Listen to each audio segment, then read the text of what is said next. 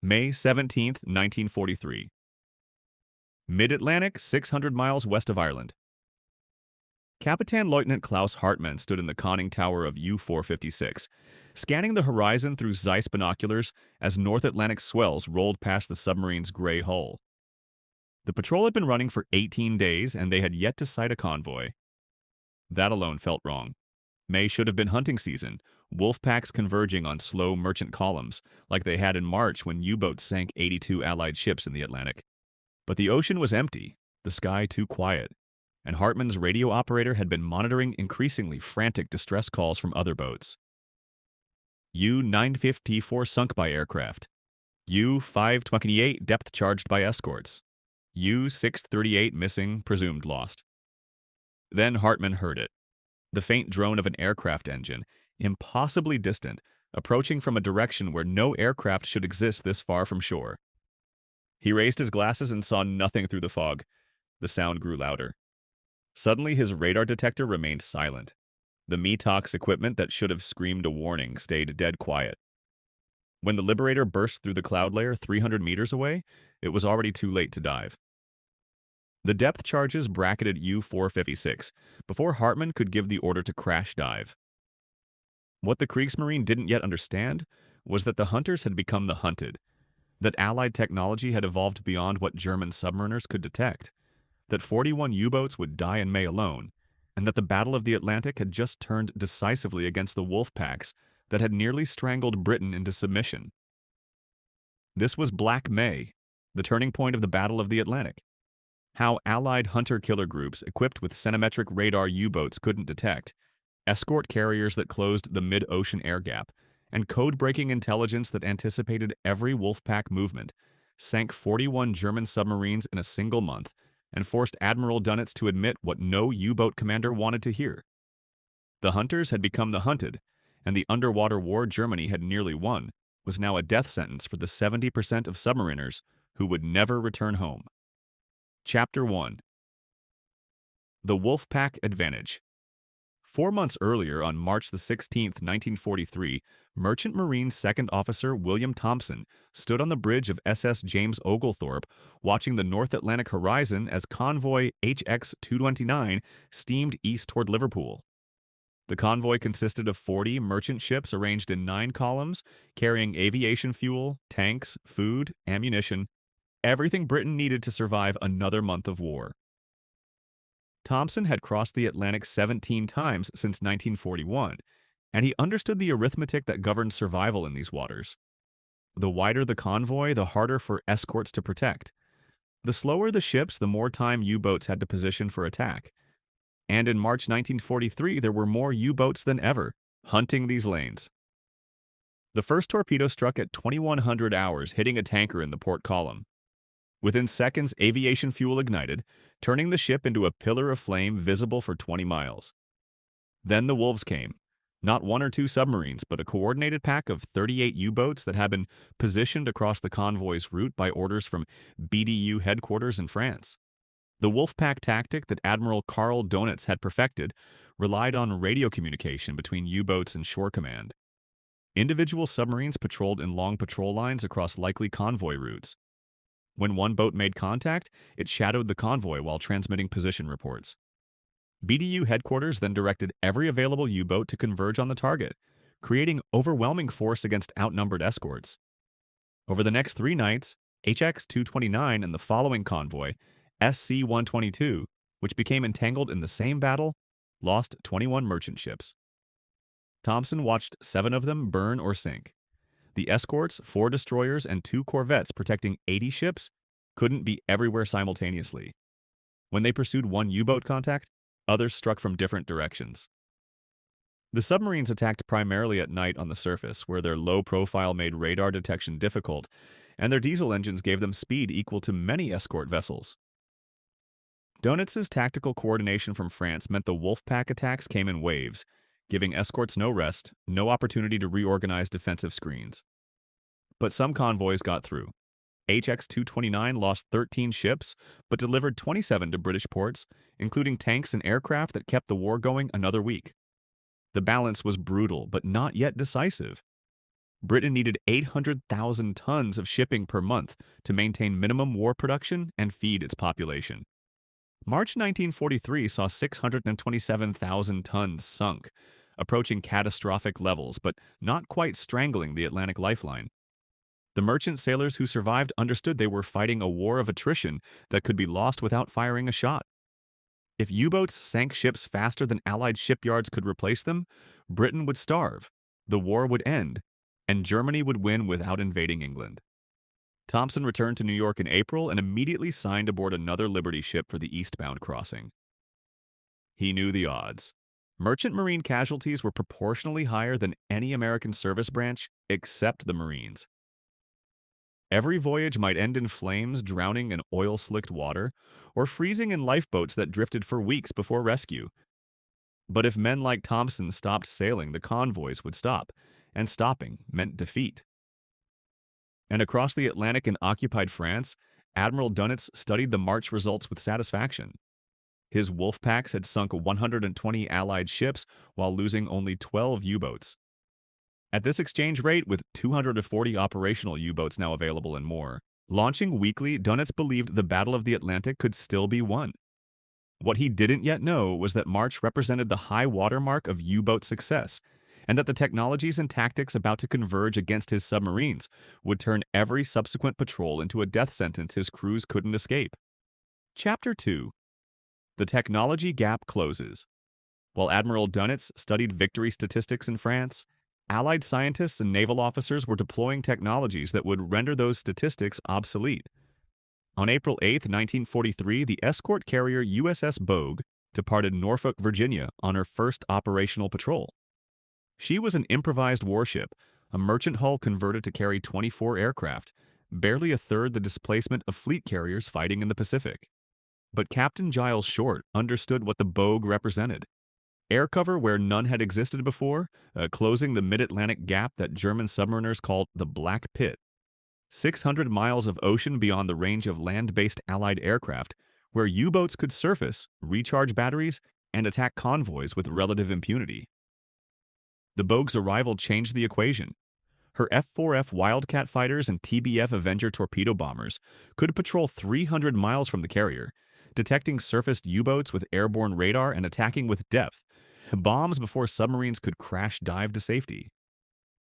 The Avengers carried something U-boats couldn't detect: centimetric tensiometer radar operating at wavelengths the German METOX warning receivers weren't designed to intercept. The older metric radar sets that U-boats had learned to detect operated at 1.5 meters wavelength. The new centimetric sets operated at 10 centimeters, a frequency range METOX equipment couldn't monitor. U-boat commanders relying on their radar detectors for survival were now blind to the aircraft hunting them. But radar was only one technological advantage converging in April 1943. Allied escort vessels now carried high-frequency direction-finding equipment, Huff Duff, that could locate U-boats by triangulating their radio transmissions. The Wolfpack tactic that had devastated March convoys relied on submarines reporting convoy positions to BDU headquarters. Every transmission now betrayed the U-boat's location to escorts equipped with HFDF. Some escort groups included specialized support groups that could pursue contacts, while convoy escorts remained with merchant ships, eliminating the choice between protecting convoys and hunting submarines. The weapons themselves had evolved. The Hedgehog anti-submarine mortar fired 24 projectiles in an oval pattern ahead of attacking ships, detonating only on contact with submarine hulls. Unlike conventional depth charges that exploded at preset depths, alerting U-boats to dive deeper or change course, Hedgehog provided no warning. A hit meant instant catastrophic damage. And depth charges themselves had improved, with increased explosive charges and patterns refined through operational experience to create kill zones submarines couldn't escape. On May 22, 1943, the convergence of these technologies achieved its first dramatic success. Lieutenant Commander William Drain, flying an Avenger from the Bogue, detected U-231 60 miles ahead of convoy, on 184 using centimetric radar. The U-boat's METOX detector remained silent. The submarine's commander had no warning until Drain's aircraft appeared overhead. Depth bombs bracketed U-231's conning tower as she crash-dived, wrecking her bridge and forcing her back to France for repairs. The next day, Lieutenant William Chamberlain followed a Huff Duff bearing to locate U-569, attacking with depth bombs that forced the submarine to surface, where escorting destroyers finished her with gunfire. The pattern was repeating across the Atlantic. Escort carriers closing the air gap, centimetric radar detecting submarines that believed they were invisible, HFDF turning every radio transmission into a death sentence, Hedgehog mortars achieving kills that conventional depth charges had missed. The technologies worked not in isolation but as an integrated system, each capability compensating for another's limitations, creating overwhelming tactical advantage that individual U-boat commanders couldn't understand because they only experienced one aspect of their defeat. But in mid-May, most U-boat captains still believed their losses were anomalous, explainable by bad luck or unusually aggressive escorts. They didn't yet understand that their METOX detectors had become obsolete, that their radio communications were guiding hunters directly to them, or that the mid-Atlantic gap they'd relied upon for sanctuary no longer existed. The technological balance had shifted decisively against them, but the full horrific realization of what that meant, that every patrol was now a probable death sentence, wouldn't become clear until the casualty reports from late May forced even Admiral Dunitz to acknowledge that his U-boats were no longer the hunters, but the hunted. Chapter 3. Convoy ONS 5. On April 29, 1943, Convoy ONS 5 departed Liverpool with 43 merchant ships bound for Halifax. Slow freighters making 7.5 knots, carrying the usual mixture of ballast and light cargo, westbound after delivering war materials to Britain. Commander Peter Gretton commanded the escort group aboard HMS Duncan, leading 6 corvettes and a destroyer in what should have been a routine crossing. But BDU headquarters had other plans. Admiral Dunitz had positioned patrol lines across ONS 5's projected route. 41 U-boats arranged to intercept and destroy the convoy in a coordinated assault that would demonstrate the Wolfpack's continued dominance. The first attacks came on the night of May 4th as weather conditions deteriorated to Force 9 gales. U-628 made contact and transmitted the convoy's position. Within hours, 29 U-boats were converging on ONS 5. The merchant ships Rena, Harperley, and West Maximus went down in quick succession, torpedoed in darkness and mountainous seas that made rescue operations nearly impossible. By dawn on May 5th, 11 merchant ships had been sunk, the kind of slaughter that had characterized March's victories. U-boat commanders reported overwhelming success. Dunitz ordered continued attacks, expecting to annihilate the remaining vessels. But Gretton's escort group and the reinforcing support groups now arriving weren't fighting by March's rules. When HMS Vidette detected U-531 on centimetric radar at 5,000 yards through dense fog on the night of May 5th or 6th, the U-boat commander had no warning his submarine had been found. The corvette closed to 700 yards before the German lookout spotted her, too late to dive clear. Vidette's depth charge pattern destroyed U-531 with all hands. Minutes later, HMS Loosestrife located U-192 by HFDF, bearing after the submarine transmitted an attack report. Radar guided the corvette through fog to drop depth charges that forced U-192 to surface, where gunfire finished her. The fog that had always favored U-boats, allowing them to attack on the surface while remaining invisible, now worked against them. Allied centimetric radar could see through conditions that blinded German lookouts, while U-boats' own METOX detectors remained silent, providing no warning of approaching escorts. HMS Sunflower detected and sank U-638. HMS Snowflake drove U-270 away with depth charge damage. HMS Pink caught U-358 on the surface and forced her under with gunfire, then held contact until relieved by another escort whose depth charges sent U-358 to the bottom. HMS Oribe sank U-125 with a perfectly placed hedgehog pattern that detonated against the submarine's pressure hull. By the morning of May 6th, when the surviving U-boats finally broke off their attacks, the tactical mathematics had shifted irreversibly. ONS 5 had lost 13 merchant ships, a grievous toll by any measure. but the escorts had sunk 6 U-boats and severely damaged 7 others, requiring them to abort to France for repairs. For the first time in the Atlantic campaign, a convoy's escorts had inflicted heavier absolute losses on attackers than the convoy had suffered. The exchange rate that had favored U-boats since 1939 had inverted. Wolfpack tactics that relied on overwhelming escorts through sheer numbers no longer worked when those escorts could detect submarines in any weather, locate them by their own radio transmissions, and kill them with weapons that gave no warning. The merchant sailors who died on 13 ships that sank in freezing North Atlantic waters had purchased proof that the new Allied technologies and tactics worked. The naval personnel on escorts that spent 7 days fighting continuous attacks with minimal sleep had demonstrated that U-boats could be systematically hunted and destroyed even during coordinated Wolfpack assaults. And the German submariners aboard 6 U-boats that never surfaced again had experienced, in their final moments, the realization that they were no longer the hunters, but the hunted. Yet Admiral Dunitz, studying the casualty reports in France, refused to accept the strategic implications. His headquarters assessed ONS-5 as a tactical success. 13 merchants sunk, while attributing U-boat losses to unfortunate circumstances and aggressive escorts. Orders went out for continued Wolfpack operations against subsequent convoys. What Dunitz didn't yet understand was that ONS-5 wasn't an anomaly but a preview of what every subsequent convoy battle would become. A killing ground where U-boats died attempting attacks that no longer had any reasonable chance of success. Chapter 4. Ultra and the Code War. While U-boats and escorts fought in the mid-Atlantic, another battle was being waged 400 miles away in a Victorian mansion in Buckinghamshire, England. At Bletchley Park, cryptanalysts worked around the clock, breaking German naval Enigma codes, an achievement so secret that even most Allied commanders didn't know the intelligence they received came from reading enemy communications in near real time. Commander Patrick Beasley sat in the Admiralty's Operational Intelligence Center in London, studying decrypted U-boat position reports that BDU headquarters had transmitted just hours earlier to coordinate Wolfpack operations. What Admiral Dunitz believed were secure encrypted orders directing his submarines into patrol lines were being read by the Allies almost as quickly as the U-boat commanders themselves received them. The Ultra program's breakthrough had come after years of mathematical and engineering effort.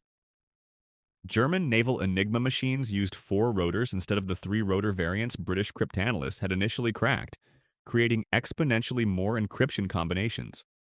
But by late 1942, captured code books, brilliant mathematical analysis by Alan Turing and others at Bletchley Park, and the development of electromechanical bombs that could test millions of rotor combinations had finally broken the 4-rotor naval codes.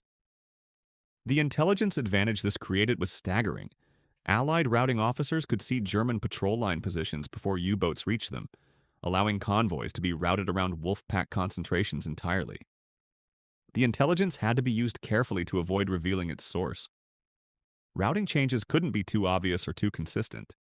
Sometimes convoys had to be allowed into danger zones to maintain the deception that Enigma remained unbroken.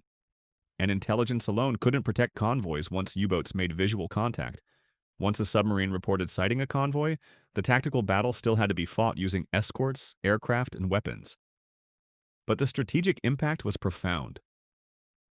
In March 1943, before Bletchley Park regained consistent access to naval Enigma after a 10-day blackout, nearly every Atlantic convoy had been intercepted. By May, with Ultra intelligence flowing reliably again, many convoys crossed the Atlantic without encountering a single U-boat.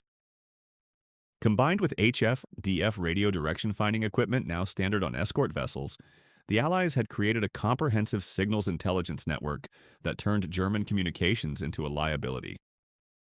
Every time BDU headquarters transmitted patrol line coordinates, Allied intelligence located the Wolfpack. Every time a U-boat transmitted a convoy sighting report, HF-DF-equipped escorts triangulated the submarine's position and counterattacked. The Germans never realized that their supposedly unbreakable Enigma codes had been compromised, continuing to rely on radio communications that betrayed their positions and intentions.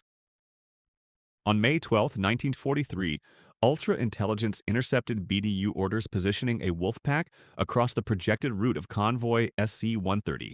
The Admiralty Submarine Tracking Room, using the decrypted coordinates, routed SC-130 around the patrol line entirely while directing support groups to the area where U-boats were concentrating. The U-boats waited for a convoy that never came, while escort groups hunted submarines whose exact positions intelligence had provided.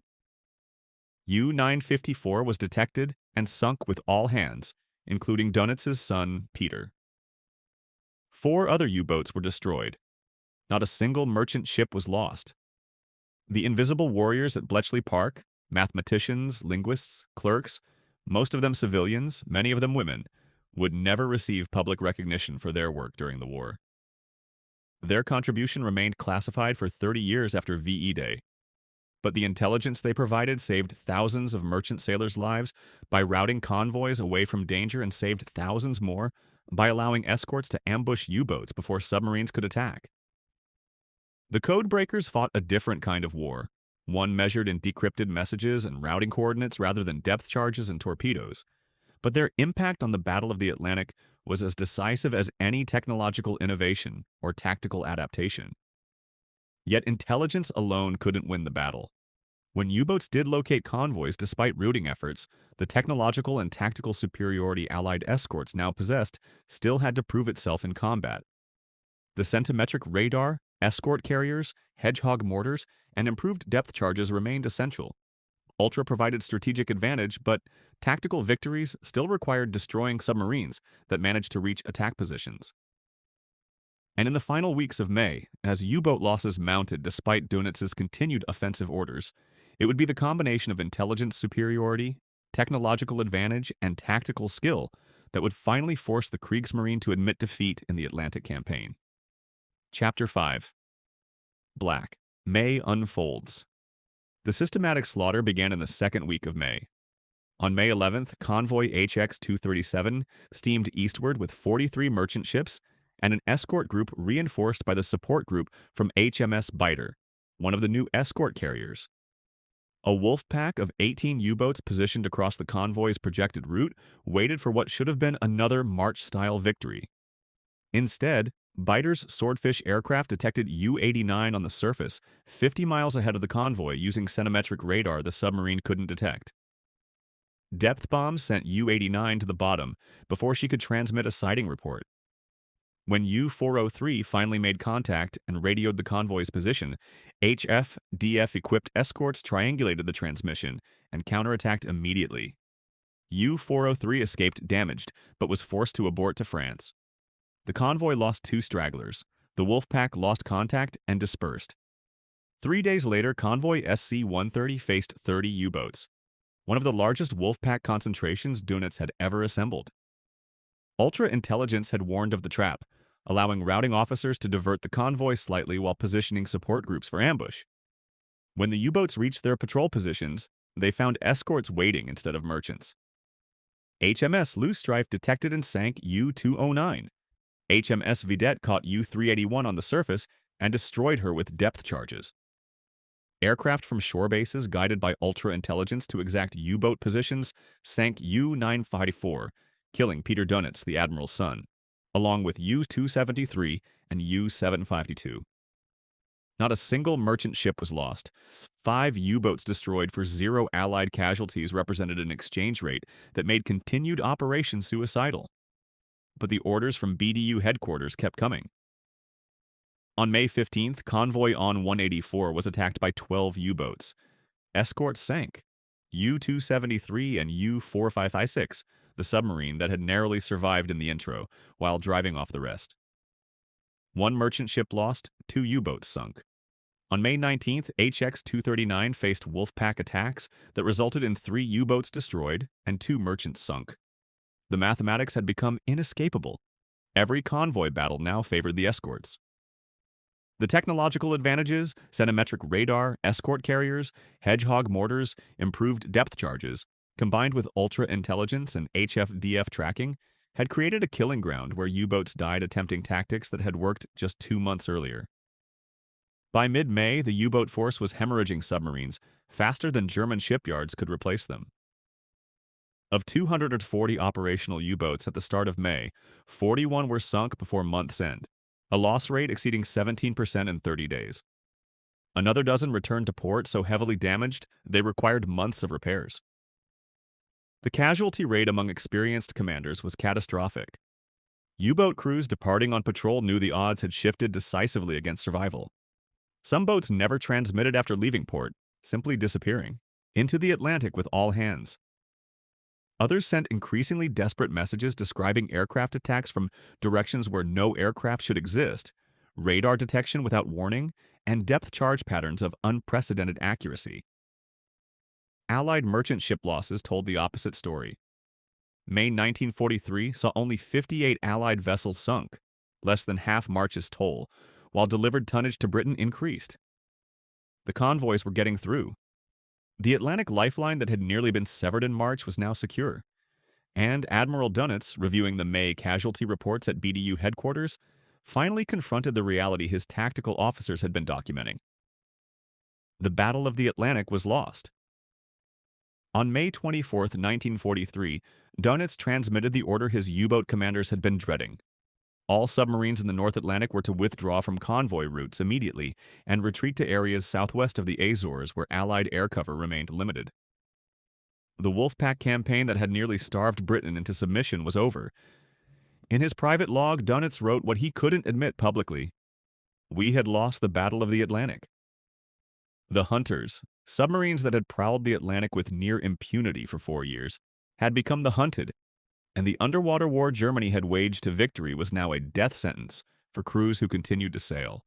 The 70% casualty rate German submariners would ultimately suffer had begun in earnest in May 1943, and nothing Dönitz could do would reverse the technological, intelligence, and tactical advantages that had turned his wolf packs from predators into prey. Chapter 6. The Submariners' War. On May 28, 1943, Oberleutnant zur See Werner Henke stood on the conning tower of U-515 as she departed Lorient, France, for what would be her 8th Atlantic patrol. Henke was one of the Kriegsmarine's most successful commanders. 23 ships sunk in previous patrols, decorated with the Knight's Cross, respected by his crew for keeping them alive through 18 months of combat. But even Henke understood what the May casualty reports meant. 41 boats had failed to return. Friends, fellow commanders, entire crews simply vanished into the Atlantic. The men descending into U-515's pressure hull knew the mathematics had turned against them. Every patrol was now a gamble where survival odds decreased with each passing month. Life aboard a Type Windsea U-boat had always been brutal. 57 men sharing a pressure cylinder 250 feet long and 20 feet wide, stinking of diesel fuel, unwashed bodies, and the chemical smell of battery gas. No showers, limited fresh water, sleeping in shifts in bunks that never fully dried from condensation. Food rotted within weeks. The air grew foul as oxygen depleted during submerged operations. But in 1941 and 1942, submariners had endured these conditions knowing they held tactical advantage. That Allied escorts were outnumbered, their detection equipment primitive, their weapons inaccurate. By May 1943, that certainty had evaporated. The terror began with sounds U-boat crews couldn't explain. Aircraft engines approaching without METOC's warning. Radar pulses escorts used to track submarines through fog and darkness that German equipment couldn't detect. The ping of ASDIC sonar locking onto the boat's hull, followed by the mechanical clicking of depth charge release mechanisms. Then came the explosions. Pressure waves that slammed through water like hammer blows against steel, buckling frames, shattering gauges, rupturing pipes. Men screaming as lights failed, plunging compartments into darkness broken only by emergency lamps. The smell of chlorine gas from seawater reacting with battery acid. The horrifying knowledge that death could come at any depth, from any direction, without warning or escape. When depth charges detonated close, the experience transcended fear into surreal terror. The boat would lurch violently, throwing men against bulkheads. Rivets would pop, spraying jets of seawater into compartments already flooding. Cork insulation would rain down like snow. Glass faces on instruments would shatter. And through it all, the crew had to remain absolutely silent. Any noise might help ASDIC operators above maintain contact. Men stood frozen, barely breathing, while their boat was systematically destroyed around them. Some crews endured this for hours. Some boats survived by going so deep Their hulls groaned under pressure beyond design specifications, risking catastrophic implosion to evade depth charges. Others surfaced damaged and burning, crews abandoning ship into cold Atlantic water, where many drowned before escorts could rescue them.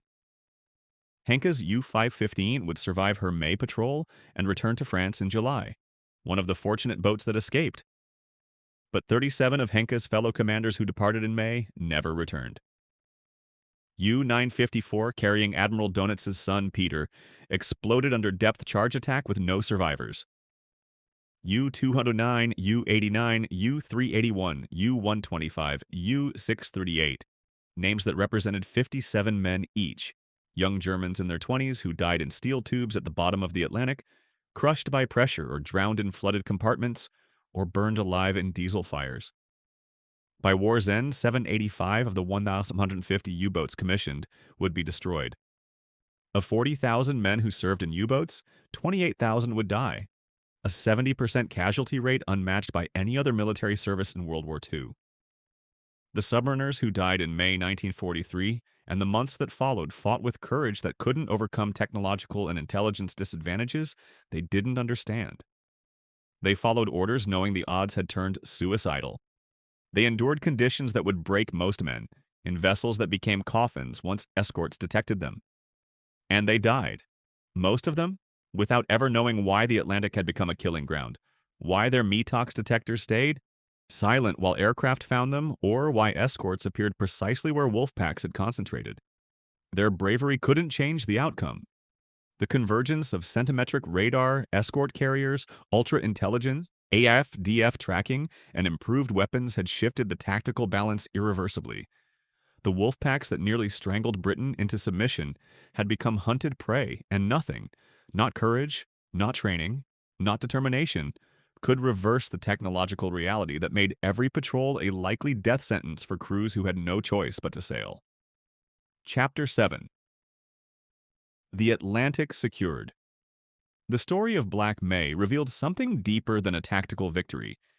It exposed the fundamental shift in how modern warfare determines outcomes.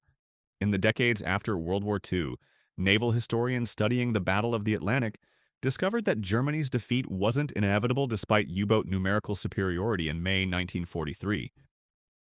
The Kriegsmarine fielded 240 operational submarines, more than at any previous point in the war. German shipyards were producing U-boats faster than the Allies were building escorts. Yet by late May, Dönitz had withdrawn from the North Atlantic in recognition that continuing operations amounted to systematic suicide for crews who could no longer achieve strategic objectives.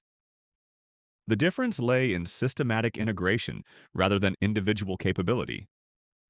No single Allied technology defeated the U-boats, not centimetric radar alone, not escort carriers by themselves, not ultra-intelligence in isolation. The victory resulted from converging advantages that created overwhelming tactical superiority. Radar that U-boats couldn't detect, closing the mid-Atlantic air gap with escort carriers, breaking Enigma codes to read German movement orders, HF/DF equipment turning every radio transmission into a targeting solution, and weapons like Hedgehog that killed on first contact. Each capability compensated for others' limitations, creating a system where German submarines faced multiple simultaneous threats they couldn't counter. Industrial capacity multiplied those advantages. American shipyards launched Liberty ships faster than U-boats could sink them. By 1943, Allied merchant construction exceeded losses by 3-1. British and Canadian shipyards produced corvettes, destroyers, and escort carriers in numbers that allowed dedicated hunter-killer groups to pursue contacts, while convoy escorts remained with merchants. The Allies could absorb losses that would have been catastrophic for Germany's submarine force, which lacked the industrial depth to replace boats and trained crews destroyed in May 1943. The strategic impact was decisive and permanent. Allied shipping losses dropped from 1,300 vessels in 1942 to under 650 in 1943 and approximately 300 in 1944. Britain's survival, which had seemed uncertain in March 1943 when shipping losses approached catastrophic levels, was secured. The Atlantic lifeline that carried food, fuel, and war material from North America to Britain remained open. allowing the massive buildup of forces and supplies necessary for D-Day. Without securing the Atlantic, the June 1944 invasion of Normandy would have been impossible. Germany's strategy of strangling Britain into submission through submarine warfare had failed, and nothing Dönitz attempted afterward. Acoustic torpedoes, schnorkel breathing devices, Type Wienerseen submarines could reverse that failure. Yet the victory carried staggering human cost. Over 30,000 Allied merchant sailors died in the Atlantic, men who sailed knowing every voyage might end in freezing water or burning oil. 3,000 Royal Navy and Royal Canadian Navy personnel died defending convoys, and 28,000 German submariners, 70% of those who served, died in steel tubes at the bottom of the ocean, fighting a war their courage couldn't win once technological and intelligence advantages shifted decisively against them. Black May proved that modern warfare rewards systematic integration over individual heroism. German U-boat crews displayed tactical skill and personal bravery equal to any fighting force in World War II. But courage alone couldn't overcome enemies who could detect submarines through fog, read their movement orders before they received them, locate them by their own radio transmissions, and destroy them with weapons that gave no warning. The lesson extended beyond the Atlantic. Victory in industrial age warfare required integrating technology, intelligence, tactics, and production into systems where individual capabilities multiplied rather than simply adding together. The submarines that prowled the Atlantic in 1941 and 1942, sinking ships with near impunity, had become by May 1943 hunted prey whose patrols were death sentences. The 70% casualty rate German submariners suffered, highest of any military service in World War II, began in earnest during Black May and never reversed. The Battle of the Atlantic, the longest campaign of World War II at 2,074 days, turned decisively in May 1943 when Allied technology, intelligence, tactics, and industrial capacity converged to create advantages no amount of German determination could overcome. The wolf packs that nearly strangled Britain into submission had been defeated not by greater courage but by superior systems, and that victory made Allied triumph in Europe possible.